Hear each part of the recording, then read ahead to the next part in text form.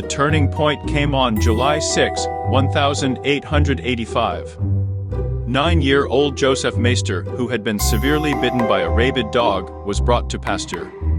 Inevitable death awaited the boy. Aware of the enormous risk, but having no other choice, Pasteur decided to administer the experimental vaccine to the child. The course of vaccinations was successful. Joseph survived, becoming the first person saved from rabies.